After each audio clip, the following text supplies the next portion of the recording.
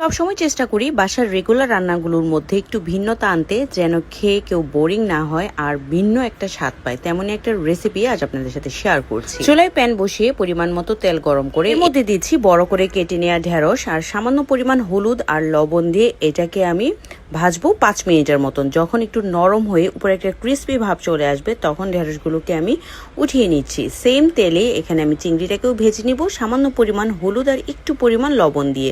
Just 5 মিনিটের মতো চিংড়িটাকে ভাজবো। এবার চিংড়িটাকে উঠিয়ে নিয়ে সেম তেলের মধ্যেই আমি দিচ্ছি পেঁয়াজ বাটা।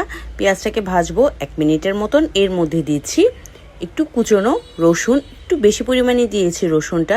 দিব এখানে একটা টমেটো বাটা দিয়ে 2 মিনিটের মতো রান্না করে দিব এখানে লাল মরিচের গুঁড়া, হলুদের গুঁড়া অল্প পরিমাণে, ধনিয়ার গুঁড়া, স্বাদ মতো দিচ্ছি লবণ। এবার ভালো করে মশলাটাকে কষিয়ে নিয়ে ভেজে রাখা ঢেঁড়সটা দিয়ে 2 মিনিটের মতো রান্না করে নিচ্ছি। মধ্যে কুচনো পেঁয়াজ দিব কিছুটা পরিমাণ, এতে করে খাওয়ার সময় খুব ভালো লাগে যখন পেঁয়াজটা মুখে পড়ে। এবার ঢাকা দিয়ে রান্না করেছি 5 মিনিটের মতন।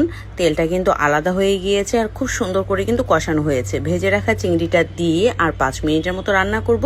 সামান্য পরিমাণ পানি অ্যাড করছি যখন সবকিছু ভালো করে সিদ্ধ হয়ে যায়।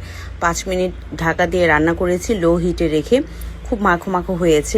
এটা ভাত বলেন, রুটি, পরোটা সব কিছু দিয়েই খেতে ভালো লাগে। নামানোর আগে দিব এখানে কিছুটা পরিমাণ ফ্রেশ ধনিয়া পাতা কুচি। তো তৈরি হয়ে গেল গরম গরম অসম্ভব মজাদার চিংড়ি দিয়ে ঢেঁড়সের এই পারফেক্ট রেসিপিটা।